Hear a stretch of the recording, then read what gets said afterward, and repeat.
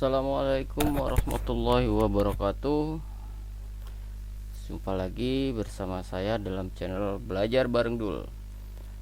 Semoga semua teman-teman masih semangat, masih tetap optimis untuk selalu berkembang dan semakin maju dalam belajar Microsoft Word bersama saya Belajar Bareng Dul. Oke. Selanjutnya kita akan membahas tentang tab ribbon yang ada pada tab insert. Jadi di sini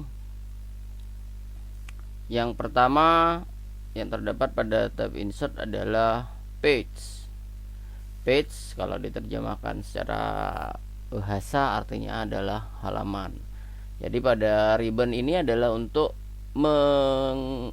insert itu menambahkan atau menyisipkan atau memasukkan. Jadi pada insert page ini adalah fungsinya untuk menyisipkan atau menambahkan page. Salah satunya di sini ada 3, ada cover page, blank page, dan page bridge. Jadi yang pertama cover page di sini adalah untuk menambahkan cover atau sampul, halaman sampul untuk dokumen kita. Jadi kalau kita membuat dokumen biasanya kalau ingin dicetak agar tampak lebih rapi dan bagus, lebih indah, kita membutuhkan cover. Mungkin ada beberapa teman yang sudah kenal dengan aplikasi desain grafis, biasanya menggunakan aplikasi desain grafis untuk mendesain cover agar bisa lebih maksimal menuangkan ide-ide tentang desain cover. Tapi bagi teman-teman yang belum paham tentang aplikasi desain grafis, bisa menggunakan fitur insert cover page ini. Di sini sudah disediakan beberapa template yang bisa kita gunakan untuk desain cover kita. Kita bisa pilih sesuai kegunaan. Ini misalkan saya pilih ini puzzle. Nah, di sini sudah langsung muncul desain sesuai dengan template. Kita hanya tinggal menambahkan isi berupa teks yang ingin kita masukkan. Jadi misalkan di sini ingin kita masukkan judul dokumen kita, misalkan ini adalah saya masukkan judulnya Belajar Bareng Dul. Kemudian di sini adalah Belajar Microsoft Word. Oke, misalkan begini. Nah, kita tinggal mengedit teks yang ada di sini. Jadi tinggal seperti apa yang kita inginkan, tinggal edit. Di sini tahun, misalkan di sini mau tahun 2021 misalkan, dan seterusnya. Ini sudah bisa merupakan cover untuk dokumen kita. Kalau dicetak hasilnya akan seperti ini.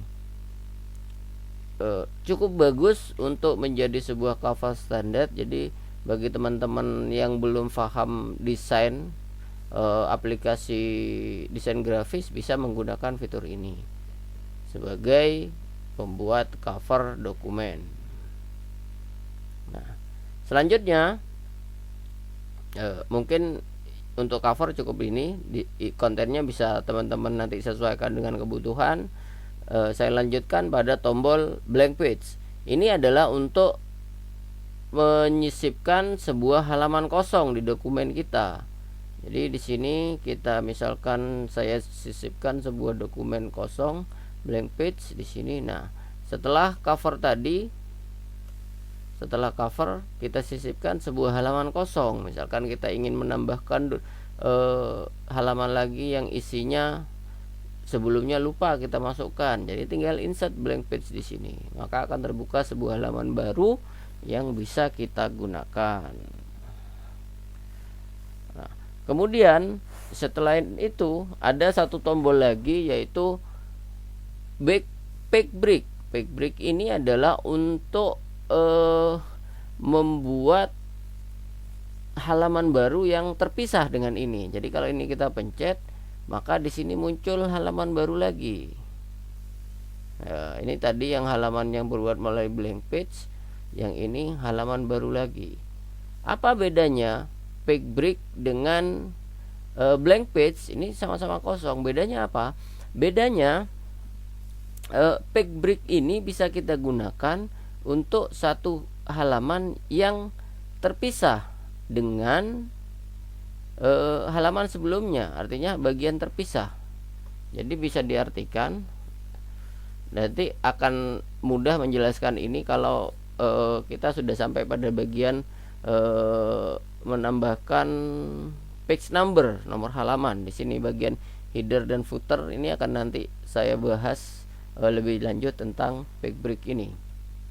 Nah, kemudian selanjutnya untuk ribbon page mungkin cukup itu saja yang perlu teman-teman ketahui. Selebihnya nanti kalau misalkan ada yang belum paham tentang fungsi dan manfaatnya, bisa ajukan pertanyaan di kolom komentar. Mungkin di video lain akan saya bahas lebih detail jika ada yang belum teman-teman pahami.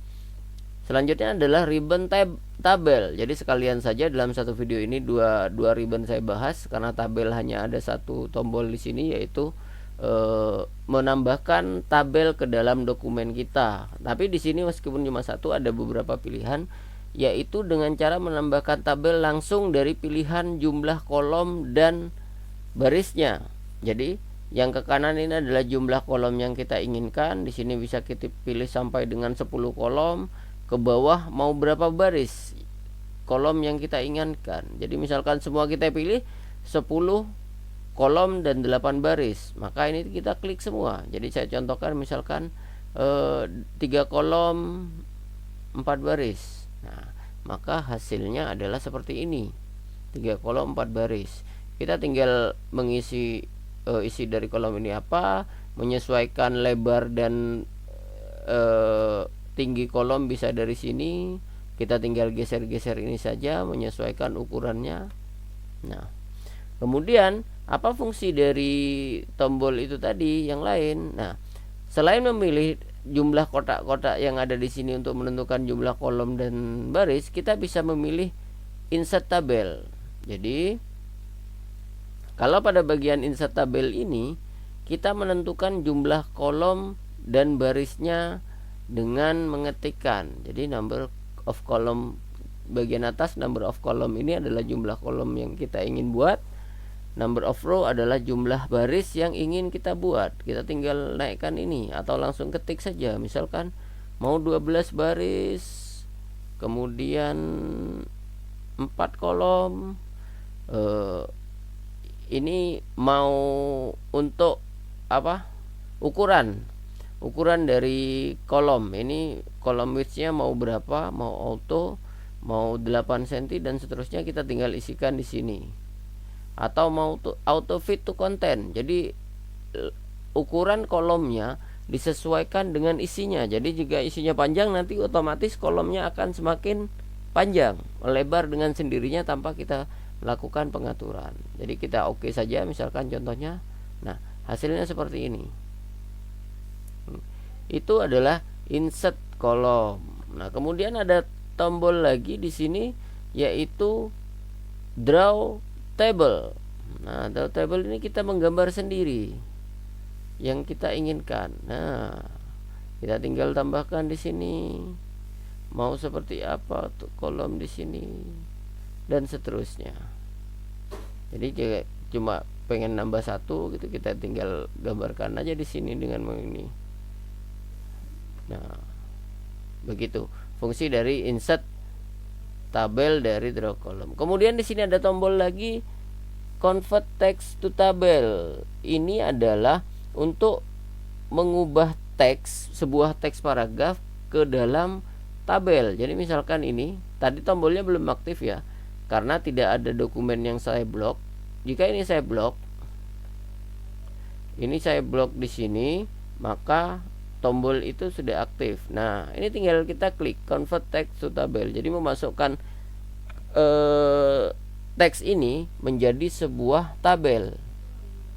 Nah, misalkan 2 kolom 1 baris yang saya inginkan, tinggal klik. Nah, maka ini berubah menjadi sebuah tabel yang bentuknya 2 baris 1 kolom.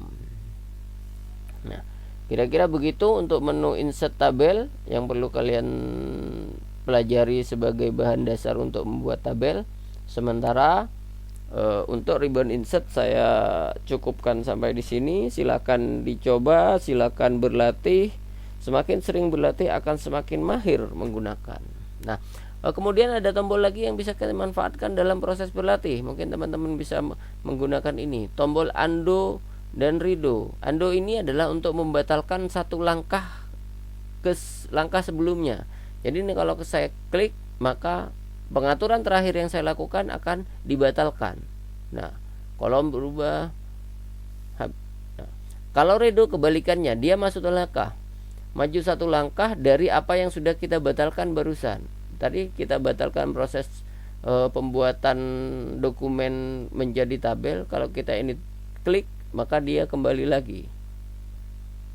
Oke, seperti tadi. Nah, itu adalah 2 tombol yang bisa teman-teman manfaatkan untuk proses belajar. Jadi jangan takut salah, jangan takut mencoba.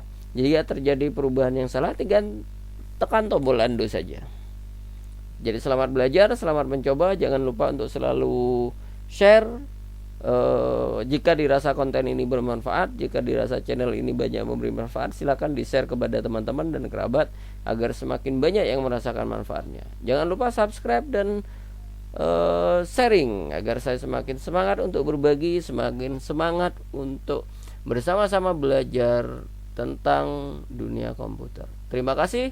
Wassalamualaikum warahmatullahi wabarakatuh.